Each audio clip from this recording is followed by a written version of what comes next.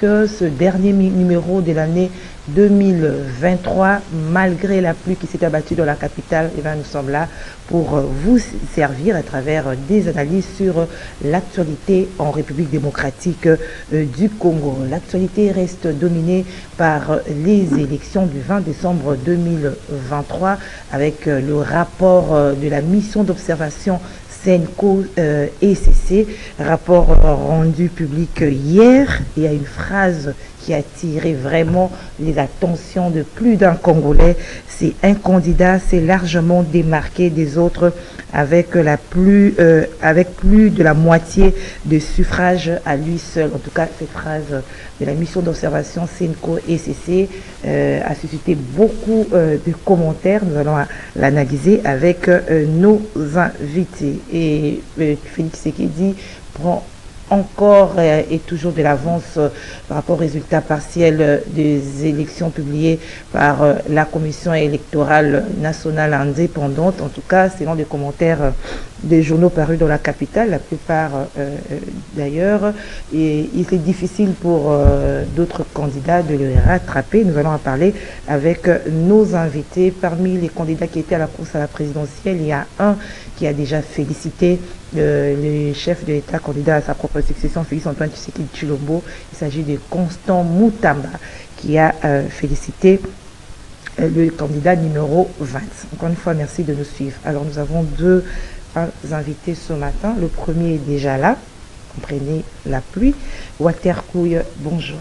Bonjour Madame Gisèle, bonjour aux auditeurs de la radio la RALIC et puis aux téléspectateurs de CCTV. Merci pour l'invitation et meilleurs vœux à vous aussi et puis à tous ceux qui vous suivent, à tous ceux qui nous suivent. Difficile de rattraper Félix Tshisekedi. On parle de 77% si je ne m'abuse. 79 ou 77? On parle des millions. Moi, je parlerai plutôt en termes de millions de voix. Okay. Félix Tshisekedi à lui seul a déjà plus de la moitié des voix. Alors, plus de 75%. Plus de 75% en termes de pourcentage, mais en termes de voix, si on prend, on est déjà au-delà de 10 millions d'électeurs et lui, à lui seul, a la moitié de ses électeurs au regard du nombre de centres et ou bureaux de vote qui restent, parce que hier, on était déjà au-delà de la moitié des bureaux ou centres de vote déjà compilés, et ce qui signifie qu'on peut dès maintenant tirer toutes les conclusions pour dire il est pratiquement impossible pour qu'un autre candidat puisse gagner ou puisse avoir plus de voix que celles déjà obtenues par Tshisekedi au regard des données déjà compilées par la centrale électorale. Malgré les coins qui restent encore à rendre publics. Malgré les coins qui restent, parce que dans ces coins-là, Tshisekedi a aussi des gens qui l'ont voté. Comme les autres Fayulu, aussi, oui.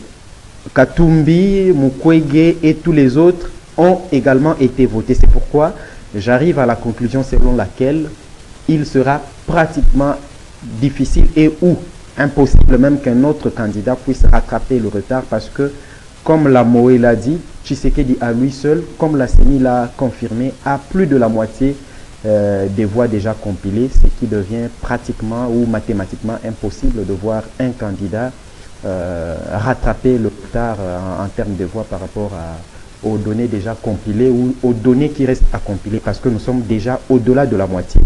Le retard ne sera pas rattrapé. 75%, ça reste 25%, même si, comme on avait vu dans d'autres coins, Moïse Katumbi avait fait 98% dans le Haut-Katanga. Et même si Katumbi ou Fayulu faisait 100% dans les centres qui restent, c'est pratiquement impossible. Donc scientifiquement, ou si on prend les statistiques, ça devient presque impossible pour qu'un autre candidat, que ce soit Katumbi ou Fayulu, parce que ce sont les deux qui ont plus de voix que les autres. Les autres, ce sont vraiment des poids mouches. Même Mukwege n'a pas pu se tirer de l'affaire ou sortir la tête du lot.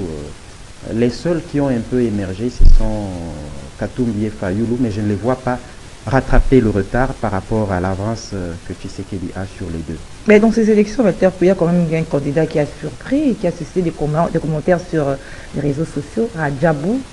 Non. Qui a surpris avec... Non, il n'y a pas beaucoup de voix, mais quand même, on l'a senti. Les gens, le tort est que les Congolais sont souvent amnésiques. Même en 2018, Rajabo était 4e aux élections de l'année 2018. En 2018. Les gens oublient facilement. Même en 2018, Rajabo avait fait quand même un petit score qui lui a permis d'être à la 4e position. Ça n'étonne pas. Moi, en 2018, j'ai couvert les élections. J'étais tous les jours à la CENI. J'avais tous les éléments, toutes les données. Rajabo était le numéro 4, avait gagné suffisamment de voix. Et il a réédité avec cette année. Bien que son parti soit peu connu parce que... C'est à Kinshasa son parti? Son parti, à l'époque, il m'avait invité par l'entremise de son secrétaire général. Leur siège était sur Willery, juste après Rail. Il y a un immeuble là, le premier ou le deuxième immeuble à droite. C'est là où se trouvait, était logé son parti politique entre 2018 et 2020, parce que je l'ai fréquenté toutes ces années-là. Mais par après, je ne sais pas, le parti est encore là, mais je ne pense pas, parce que je ne vois plus le drapeau du CUC. CUC flotter sur cet immeuble. Mais c'est quelqu'un qui a son parti politique, bien que peu connu. On n'entend pas, il faut qu'on n'entend pas, même son secrétaire général. Quand je l'ai vu, je lui ai même posé la question, vous êtes le réceptionniste ou c'est vous le secrétaire général? Bon, c'est peut-être leur façon de faire les choses, mais moi je souhaite qu'ils fassent encore mieux, parce que la politique vient de travailler à l'ombre pour avoir de bons résultats, mais c'est mieux aussi d'être au premier plan, d'être en vue pour faire davantage, parce que la politique veut aussi que les gens ou les animateurs des partis soient exposés, soient connus de tous. Ça permettra à ce que votre idéologie, votre vision, votre façon de faire des choses se répandent, parce que il ne devra pas continuer à se cramponner dans sa province de l'Ituri, où il est suffisamment implanté, parce que c'est un pasteur, c'est un homme d'affaires, c'est un pasteur, c'est un homme d'affaires, chef coutumier. Il a suffisamment de l'ancrage dans l'Ituri, mais nous souhaitons, s'il continue ou s'il veut continuer à faire de la politique, qu'il s'étende, qu'il fasse un effort pour implanter davantage son parti politique sur l'ensemble du territoire national. Parce que, rappelez-vous, vous pouvez effectivement avoir un parti politique suffisamment implanté à Kinshasa et faire beaucoup de voix. Si vous faites par exemple 90% de l'électorat de Kinshasa, vous pouvez être à la 4e ou à la 5e position en termes des gagnants sur le plan national ou électoral. Et c'est ce que Rajabo a fait. Et si vous voyez les différentes provinces partout où il a gagné, c'est d'abord l'Ituri, et partout ailleurs, vous verrez que dans toute une province, 4, 5, 6 voix, vous voyez, et comprenez quelque chose là-dessus. Alors, malgré les pourcentages qu'a obtenu le candidat numéro 20, Félix Tshisekedi, il y a les opposants qui continuent à contester. Comment est-ce que vous expliquez cela? On parle souvent des opposants qui contestent, mais si vous ouvrez tous les yeux, vous allez constater que ce sont plus les candidats députés de l'Union, des partis politiques de l'Union sacrée, qui sont en train de contester les résultats de ces élections, ou les futurs résultats définitifs de ces élections. Moïse Katumbi, Fayoulou, Denis Mukwege ne hausse plus le ton, mais pour ces deux-là, et Matata, ce sont plus, ça s'attaque aux résultats de la présidentielle. Mais ces élections étaient un tout. On a commencé par les législatives provinciales, nationales, et puis la présidentielle. Moi, je pense que c'est contradictoire que quelqu'un dise que j'ai gagné à la présidentielle et puis qu'il dise qu'il a échoué à la... Donc, il y a eu un chaos généralisé partout, ça n'a pas marché. Alors, si... voyez le communiqué de la MOE au paragraphe 5, il demande à tout un chacun de tirer les conséquences, il donne même des conseils pour que demain ne soit pas ce que nous avons été hier. Mais sinon, vous avez les vidéos sur Internet, nous avons été sur... Moi, j'ai circulé dans différents bureaux de vote, j'ai vu ce qui s'est passé, mais c'était tout sauf des élections normales. C'était un chaos généralisé. Si dans la capitale, nous avons observé ce que nous avons observé, Je me demande comment c'était en province où il n'y a presque pas la présence de l'État dans les milieux les plus reculés. Et c'est là où il y a le problème. Autre chose, le vote chez nous, ce n'est pas comme en Inde. Le vote, on vote en un jour. Mais nous sommes allés jusqu'à 4 jours parce que dans certains coins du pays, les gens continuent à voter jusqu'au dimanche passé, alors que les élections avaient supposé se tenir seulement mercredi, à la limite jeudi pour ceux qui étaient en rang quand minuit avait sonné. Mais les élections continuaient jusqu'au dimanche. Rattrapage Non, ce n'est plus un rattrapage. Oui. Je vous parle des cas avérés. Des gens qui m'ont appelé, qui ont voté plus d'une fois, parce qu'ils avaient voté mercredi. Je donne un seul exemple, mais il y en a légion. À Massimanimba, dans le territoire de Massimanimba, il y a dans certains centres, les kits avaient été pillés. On a envoyé des nouveaux kits. Les gens qui avaient voté mercredi sont allés voter vendredi.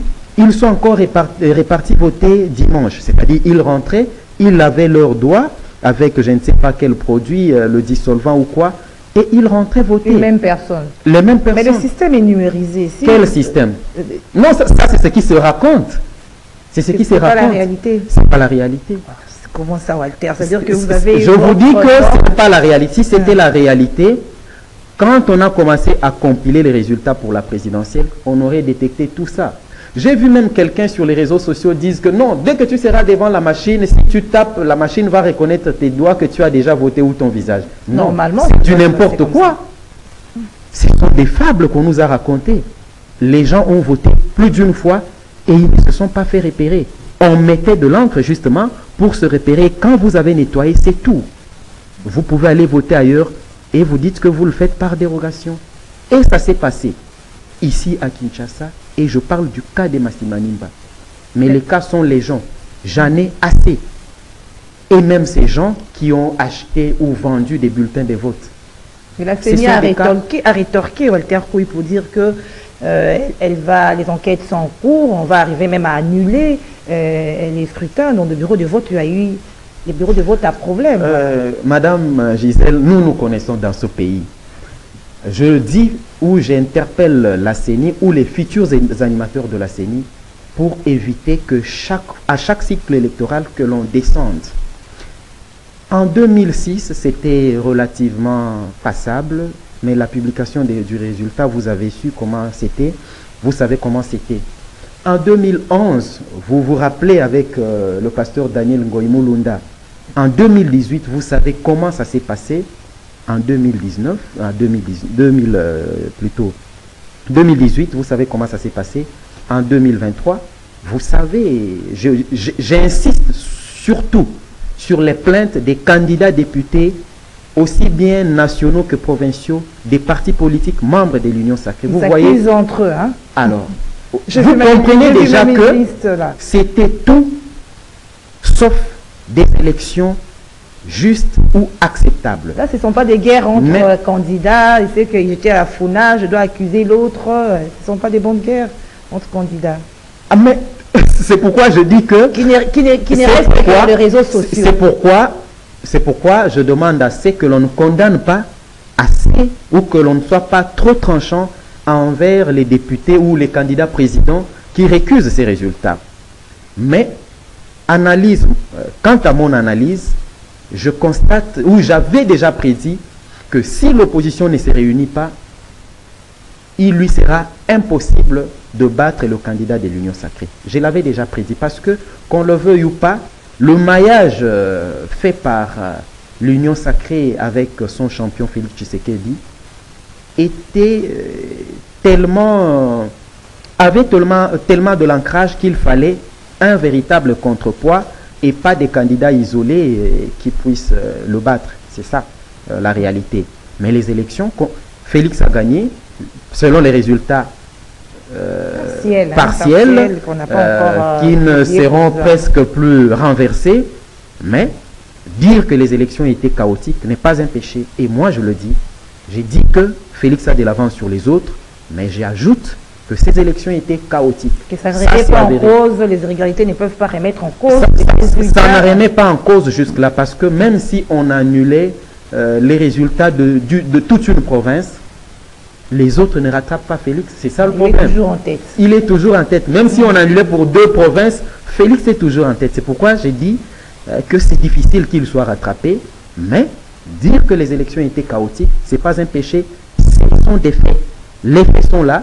Et demain, comme le ridicule ne tue pas, vous verrez une maison de sondage d'opinion, le point ou la virgule, dire que Denis Kadima est le meilleur président de la CENI que la RDC ait connu. Mais je pense que c'est le plus médiocre. Entre-temps, la CENCO avec son rapport, parce que j'avais annoncé, CENCO ECC, la mission d'observation, on a déjà dit qu'il a reconnu quel candidat avait démarqué, s'est largement démarqué des autres, mais il dit à la CENI, la Cour constitutionnelle, de s'abstenir de publier les résultats provisoires avant de vider ce problème des irrégularités. Qu'est-ce que vous en pensez? En principe, ça se fait toujours comme ça dans des organisations civilisées ou respectueuses. Au-delà des résultats qui sont en train d'être publiés ça et là, mais s'il arrive qu'on détecte que quelque chose n'a pas marché quelque part, on annule. C'est-à-dire on ne sera pas encore arrivé à l'étape de la publication des résultats soit définitifs, soit provisoires, officiels. Parce que jusque-là, on va partiellement. Mais quant à dire que dès aujourd'hui, les résultats provisoires recueillis après compilation de tous les centres donnent l'avantage à un tel. La CENCO et les CC souhaitent que cette étape soit précédée de l'étape de la vérification et de la clarification de toutes les plaintes recueillies ça et là. C'est-à-dire qu'avant la publication provisoire, il faut dire qu'on a annulé telle place à cause de ça, on a annulé telle place à cause de ça. Bon, l'autre fois, le président de la CENI disait que ça se fera de façon automatique dès qu'il y a un ça ne va pas et qu'on annule sur leurs données, les résultats seront soustraits et puis le pourcentage va effectivement bouger. Est-ce que c'est vrai? Est-ce que ça va se faire? Ça, c'est une autre question, c'est une autre paire de manches. Et je doute qu'à la vitesse des choses, nous sommes à 2 jours de la publication des résultats provisoires.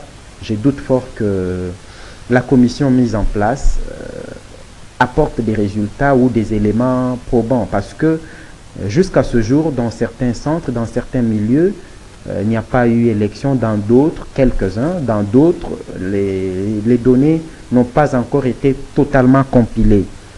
La CENI avait mis en place une commission pour étudier tous ces cas de plaintes.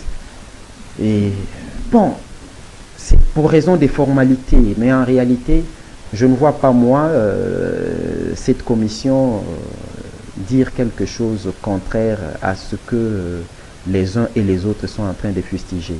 Mais pour raison des formalités, bon, faisons ça pour bluffer ou pour faire passer le temps. Et voilà, c'est comme ça que nous fonctionnons en RDC, malheureusement. L'idéal est que nous fassions mieux. Et il n'est pas trop tard et il n'est pas aussi ridicule de faire mieux si on a les capacités, les aptitudes. Alors le côté candidat qui a démarqué, apparemment ça satisfait beaucoup de gens, surtout du côté du pouvoir. Non, c'est tout à fait normal parce que on va à la compétition, on soutient le candidat pour gagner et quand on vous annonce qu'il a gagné, on doit se réjouir.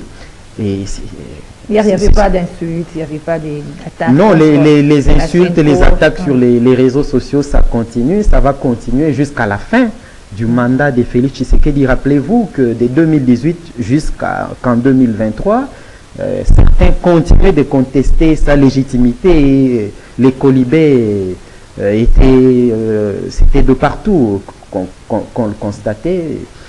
C'est des bonnes guerres, mais je voudrais que tout cela, je souhaite que tout cela se fasse selon les règles de l'art et que ceux qui ont gagné ne pensent pas qu'ils doivent écraser les autres, bien que la démocratie c'est la dictature de la majorité, mais ça ne veut pas dire que la majorité doit marcher sur les plus pauvres ou sur les plus petits ou la minorité.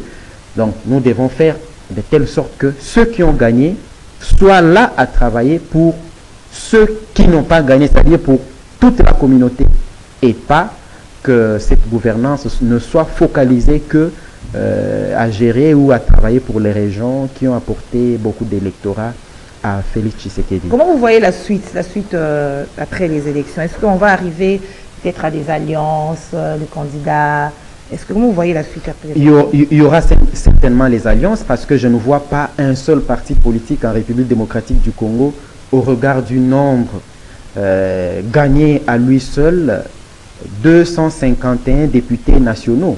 Aucun, j'ai dit bien, aucun parti politique en RDC, grand soit-il, ambitieux soit-il, ne peut au jour d'aujourd'hui, avec le système électoral actuel, gagner 251 députés. Conséquence, le président de la République, respectueux des lois, s'il respecte la Constitution, devra nommer un informateur. C'est lui qui va identifier la majorité au sein de l'Union sacrée, c'est mosaïque. Et ce n'est qu'après cette étape qu'on aura une majorité claire à partir duquel un premier ministre sera nommé. Nous sommes déjà au mois de mai, parce que s'il prête serment au mois de janvier, on attend la publication des résultats pour les législatives. Nous sommes presque fin janvier avec les contentieux. Le temps de nommer un informateur qui a un mois, nous sommes déjà février. L'informateur finit le travail fin février, nous sommes mois de mars. Les alliances, qui a autant de députés, il faudra quelle mouture du gouvernement, combien de ministres, discussion avec partage des responsabilités. C'est pourquoi je me donne max 2 mois, donc 2 mois après, depuis la nomination de l'informateur pour la formation du gouvernement, du gouvernement de la nouvelle alliance ou du nouveau régime ou du régime qui va remplir. C'est pourquoi je parle du mois de mai, que l'on pourra avoir une nouvelle équipe gouvernementale. On peut aussi s'attendre à des alliances, par exemple l'alliance la MOCA avec Union Sacrée, Ensemble, Union Sacrée. La MOCA peut-être, la MOCA El Mozito, mais je ne vois pas Fayoulou rallier l'Union Sacrée. C'est impossible. En tout cas, c'est impossible. Fayoulou a eu toute la possibilité de rejoindre Tshisekedi depuis 2018. Il avait dit niet, je ne le vois pas aujourd'hui. Il peut aussi changer. Après avoir refusé, avec cette faute politique qu'il a commise, à refuser à ce que ces députés aillent déposer les candidatures, lui-même est parti, lui-même n'a pas gagné les élections, il n'a aucun député. Il pèse pas, il ne pèse pas, et même s'il venait, bon, il viendra avec quoi? Parce que la formation du gouvernement partira de la majorité ou des députés au niveau de l'Assemblée nationale. Lui va apporter quoi chez Félix Tshisekedi? Des déclarations politiques, simplement, non. La personnalité, Fayoulou. La personnalité, mais avec un zéro, zéro comme député nationaux. Les gens ne l'ont élu que comme président de la République. Alors, sans député, il viendra comme personnalité, c'est possible, mais il n'aura pas assez de marge de manœuvre. Et moi, je pense que s'il ose, en tout cas politiquement, je conseillerais qu'il n'aille pas, parce que ça sera encore une façon de s'enterrer. Et Ensemble pour la République? Ensemble pour la République fera certainement élire quelques candidats députés, mais après tout ce qu'il y a eu comme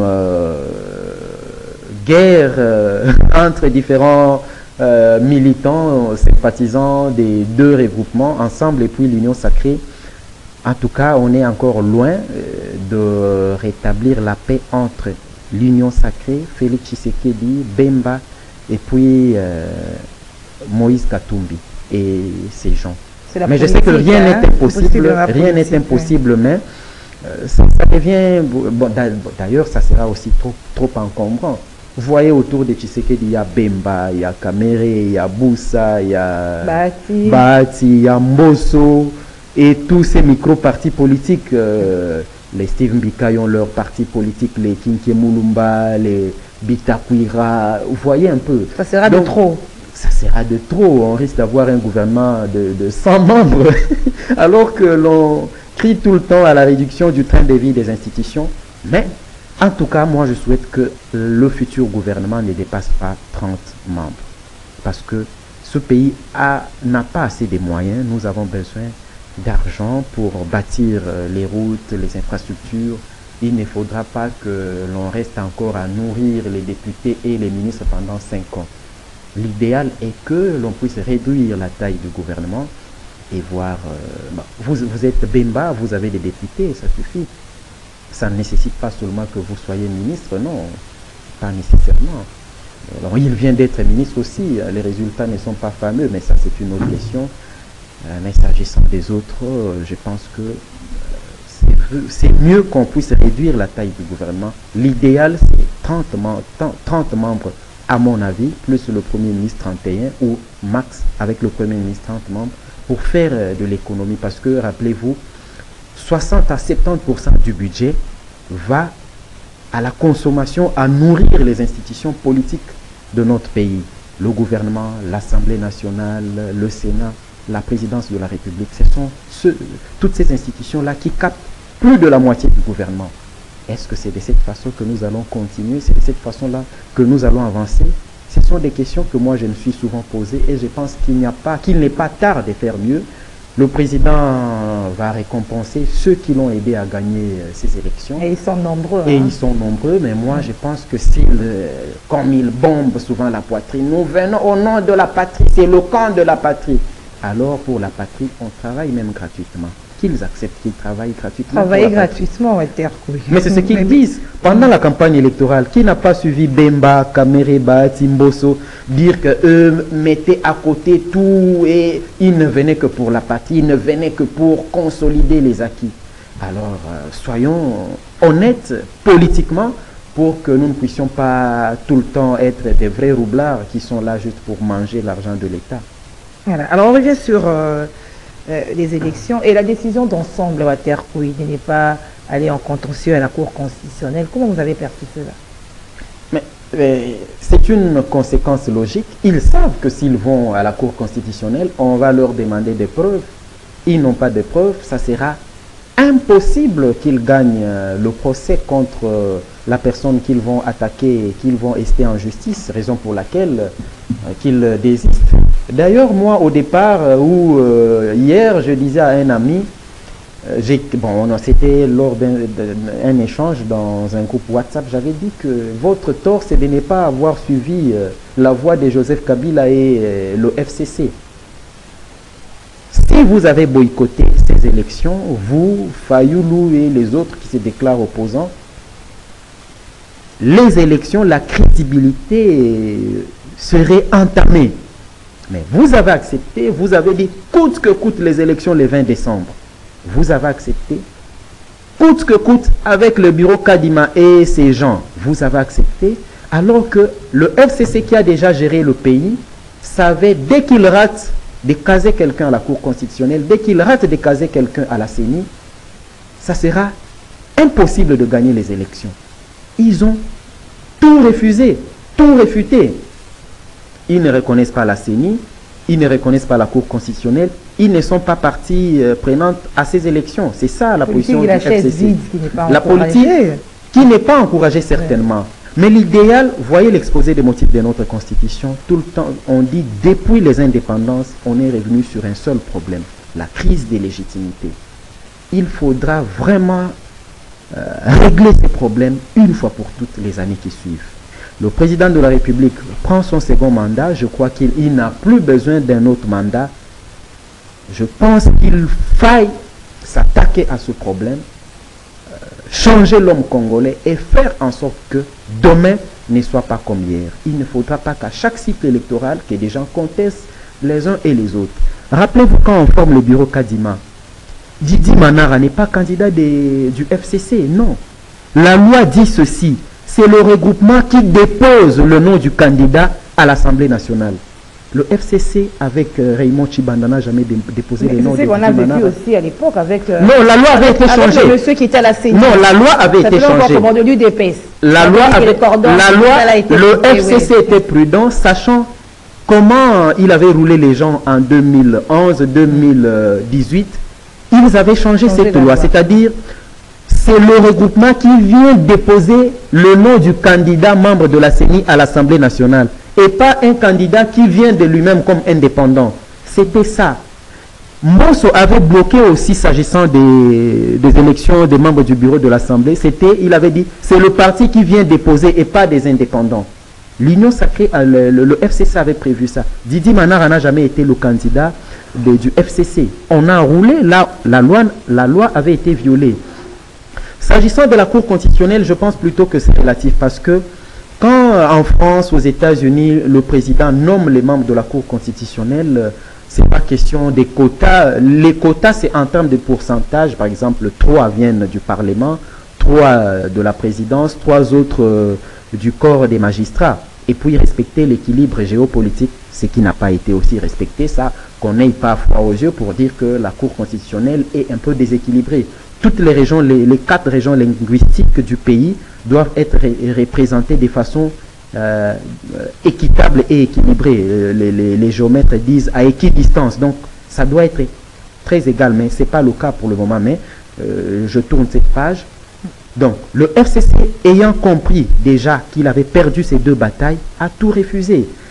Ensemble, aujourd'hui, ne peut pas venir récuser. Il y a eu ce qu'il y a eu, mais vous avez accepté de boire la coupe, vous devez boire jusqu'à la lie. C'est ça, être politique. Mais je ne le vois pas aller à la Cour constitutionnelle parce qu'ils savent qu'ils n'ont pas de preuves. C'est difficile qu'ils aient des preuves. Le résultat ou l'arrêt leur sera défavorable. Alors ils se retirent pour observer. Ils se retirent pour se préparer pour 2028. Je leur conseille cette fois. Ils ont une expérience et la deuxième expérience, il devra maintenant se rendre compte que en termes d'élections en République démocratique du Congo, il faut un maillage de l'ensemble du pays parce que qui Katumbi a déployé comme grand leader dans le Sankuru, Chérubin, paix à son âme, est mort. Qui Lutundula, qui n'est pas un grand leader, est dans l'Union sacrée. Qui a-t-il déployé? Qui Martin Fayulu a déployé dans le Sankuru comme grand leader? Qui Denis Mukwege a déployé? Les 4 là, dans les grands Équateurs, qui Martin Fayulu a déployé comme grand leader? Donc, et Pengue n'est pas de Sankuru, c'est Martin Fayulu. C'est pas parce que 2 personnes le portent sur les épaules ici dans les rues de Kingabois que Pengue soit un grand leader. Chez lui, là-bas, à Sankuru. Chez moi, à la maison, les gens ne le connaissent pas. Ici, à Kinshasa, les gens chez moi, à la maison, ne connaissent pas Pengue. Et pourtant, c'est un ami. On se connaît, lui et moi. Alors, le FCC, vous avez parlé tout à l'heure du FCC. Ils ont fait un peu comme c'était avec l'UDPS à l'époque. C'était en quelle année là? En 2006. En 2006. Oui. Il n'était pas partie prenante et aujourd'hui encore, le FCC, ça n'a pas payé. Hein, l'UDPS de ne pas participer. Bon, madame, moi, j'ai souvent dit que bon, nous avons l'habitude de dire que la politique de la chaise vide ne paye pas. Bon, ceux qui viennent remplir la chaise apportent quoi à la nation? C'est ça aussi la question. Depuis les indépendances, les gens répètent ça. La politique de... Parce que ceux qui viennent s'accrocher aux mamelles de l'État ne viennent que siphonner le lait du peuple congolais pour eux-mêmes. Ils ne viennent pas travailler pour la République. Voyez toutes les alliances qui se sont formées depuis 2006. Est-ce que nous avons avancé? Est-ce que ce pays a avancé? Voyez depuis il y a quand même des efforts qu'il faut reconnaître, Walter. Ça peut dire que tout n'a pas avancé. Il y a quand même des efforts. Je ne dis pas que tout n'a pas avancé. Mais tout n'avance pas comme ça devrait l'être. Ça, on doit l'avouer. Nous ne devons pas avoir froid aux yeux pour le dire. Les choses ne marchent pas comme elles devraient marcher.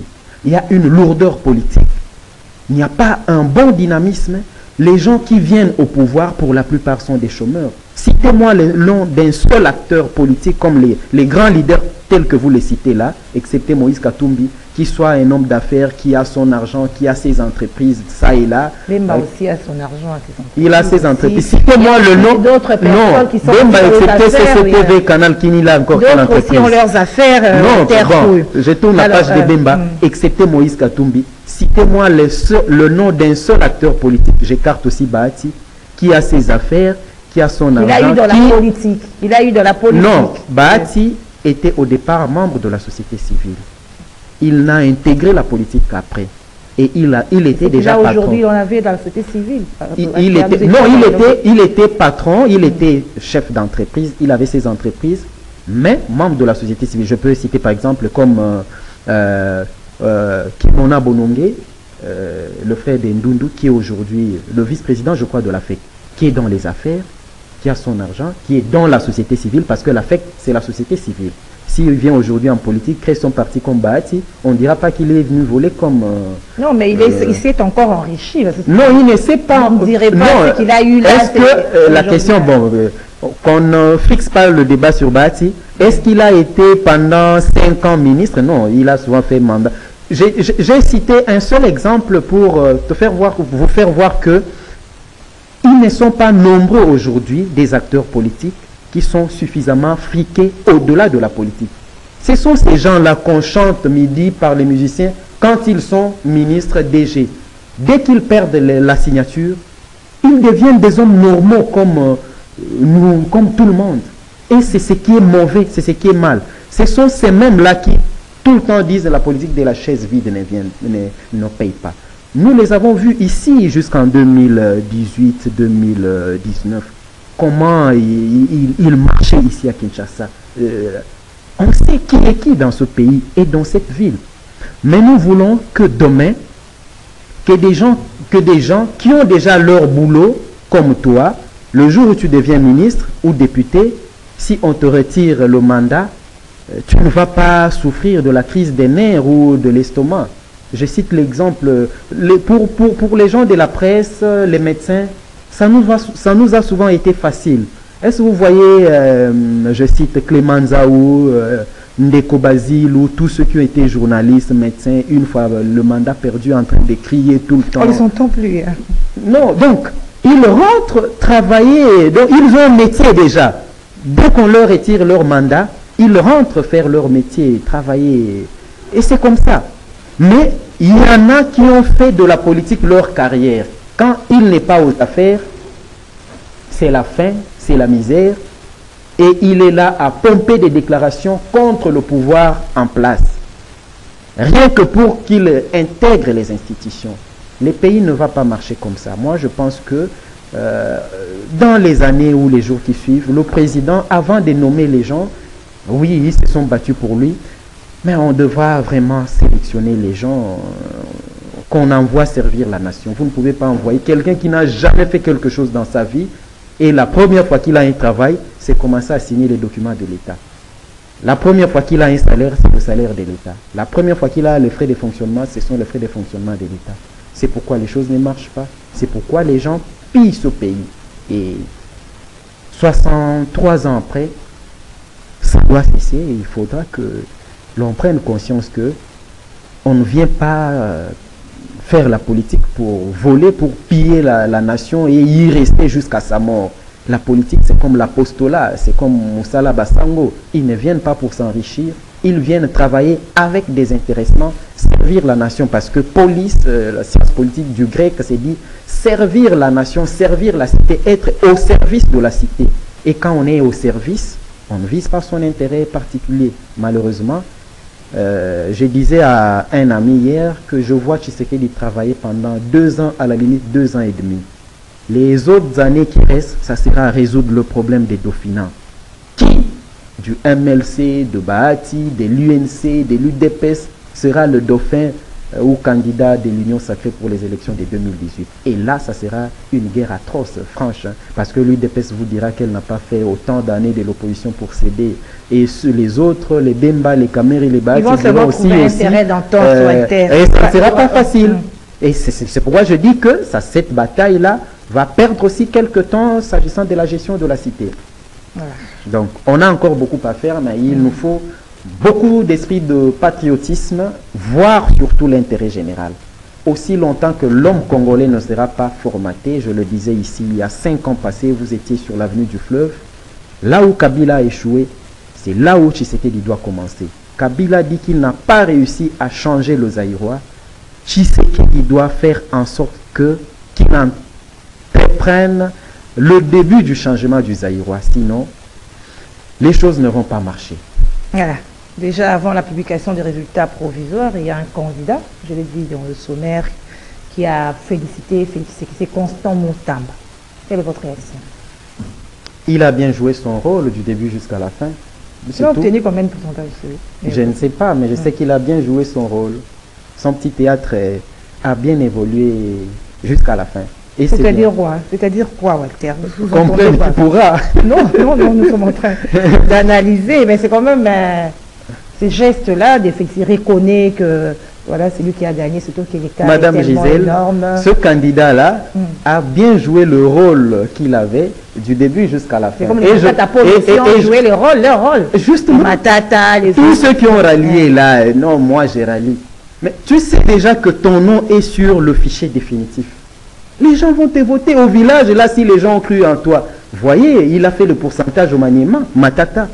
Et pourtant, ces voix-là étaient utiles pour le candidat qu'il a rallié, Franck Diongo, Délice et Sanga. Est-ce que vous n'avez pas vu à travers la ville ici les panneaux avec le candidat Délice et Sanga numéro 4? Mais les gens, à chaque fois qu'ils passaient regarder, ça restait dans la tête. Et lui avait déjà rallié le 23, je crois. Le candidat numéro 23. Oui. Katumbi, c'était numéro 3 plutôt. Voyez un peu, chacun a bien joué son rôle du début jusqu'à la fin. Je les félicite tous. Ce désistement n'a pas impacté sur pas assez. Candidats. Ouais. L'idéal, à mon avis, c'était qu'ils ne postulent pas, qu'ils aient la sincérité de soutenir un... Malheureusement, c'est l'ego. Tout le monde pense que c'est moi. Tshisekedi a compris, voilà ce qui m'échappe. En 2000, bien avant, Kamer est en prison. Tshisekedi accorde une interview exclusive à une radio qui m'est chère à Top Congo et puis à la RTNC. Il dit, Kamer est condamné en prison, mais il dit, Kamer est un homme sérieux, il va jouer un rôle important dans ce pays. Et je me dis, comment se fait-il qu'un président de la République, magistrat suprême, qui sait que telle personne est condamnée pour tel motif, dise que c'est un homme sérieux? Le soir, je disais à un ami magistrat que VK sera acquitté. L'ami avait douté. Plusieurs mois après, VK a été acquitté. VK a rejoint Tshisekedi. VK a intégré le gouvernement. Bemba, VK, voyez le maillage fait par Félix Tshisekedi, lui assure au minimum c'est 50% de l'électorat, ou à la limite même 55%. Par rapport aux autres, pourquoi? Mouzito n'a pas un maillage. Fayulu n'a pas fait un maillage. Denis Mukwege. Chacun est allé de façon isolée. J'ai demandé ici, citez-moi un seul grand leader autour de Fayulu, de l'Équateur, du Katanga ou du Grand Kivu. Citez-moi un seul grand leader autour de Moïse Katumbi qui soit... Tous ceux qui l'ont rallié là, les Sanga, les... Non, non, pas de poids mouche, mais c'était aussi trop tard. C'était aussi... L'électorat, et les gens disent sociologique, mais moi j'ai dit que l'électorat est tribal. Au Kassai, tout le monde savait que Tshisekedi aura plus de voix. C'est Sanga ne fait pas le poids de Félix Tshisekedi dans le Kassai, qu'on le veuille ou non. Il ne fait pas... Là, je parle bien du Kassai, je ne le réduis pas à Louisa. Mais Sanga ne fait pas le poids de Félix Tshisekedi dans le Kassai. Dans le Grand Équateur, au sud d'Ubangi, mais c'est Bemba, c'est Boussa, c'est Makila. Mais Makila n'a pas donné un mot parce qu'il est de l'Union sacrée. Les deux grands leaders, c'était Boussa et puis Bemba. Prenez... Boussa fait le poids avec Bemba. Boussa ne fait pas le poids avec Bemba, mais il faut se le dire. Rappelez-vous combien les deux ont obtenu, leurs partis politiques ont obtenu comme députés dans cette région. Il n'y a pas une grande différence entre Boussa et Bemba. Attention, non, Nyoka déjà. Il faut pas. Non, sinon on parlerait aussi Madame Gisèle, de l'autre, c'est Iloando, sinon on parlerait aussi de lui, mais Bemba est autant. Vous savez, non, pas dans les familles. Non, j'ai dit ceci. La famille, non, Bemba est de la famille, oui. Madame, j'étais avec le président de la République dans les Grands Équateurs. Bemba a un nom, un ancrage dans le sud d'Ubangi. Oui. Mais quand vous allez dans la Tchouapa, j'ai dit, c'est pas Bemba, c'est Guy Luando. C'est Bakonga. Je l'ai vu de mes propres yeux. Quand vous allez dans le nord Ubangi, où nous avons atterri à Gemena, donc c'est pour dire que Bemba c'est un grand leader, mais il y a possibilité de faire en sorte que d'autres leaders, d'autres provinces apportent aussi des voix. Et je disais que ni Félix Tshisekedi, ni Moïse Katumbi, ni... Martin Fayulu non aligné à l'Équateur. Là où Félix Tshisekedi a aligné Bemba, qui a circulé tous les grands Équateurs, les Luando et les autres, vous ne pouvez pas le comparer. Après, c'est Pengue qui est resté ici à Kinshasa, faisant des navettes entre Kingaboua et Fadenhouse. Peut-être un dernier mot, parce que ce qui a fait vraiment grand bruit ce matin sur les rapports de la mission Senko et CC, il y a aussi une petite confusion, hein, parce qu'en même temps, il parle de démarquer un candidat, en même temps, il demande à ce qu'on puisse tenir compte des irrégularités. Vous avez perçu ça comment? Ça serait votre avis? Oui, il faut tenir, je crois que c'est paragraphe 5 où il demande à ce que, cependant, elle a documenté de nombreux cas d'irrégularité susceptibles d'affecter l'intégralité des résultats des différents scrutins en certains endroits. Voilà. C'est tout à fait normal, il faut qu'on en tienne compte. Je vous disais au départ que si vous voyez tout ce qu'il y a comme réclamation des candidats députés nationaux de l'Union et provinciaux de l'Union sacrée, c'est pour dire que cette élection était les plus chaotiques de la RDC.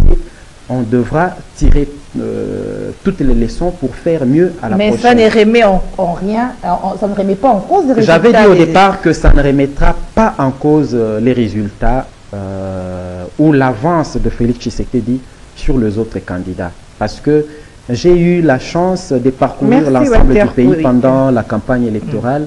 Je sais comment c'était. Je peux sans froid aux yeux dire que la victoire de Félix Tshisekedi se profilait déjà au regard de la dispersion des voix que devraient rassembler les oppositions ou l'opposition. Merci Walter, oui, merci beaucoup. Merci beaucoup Madame Gisèle.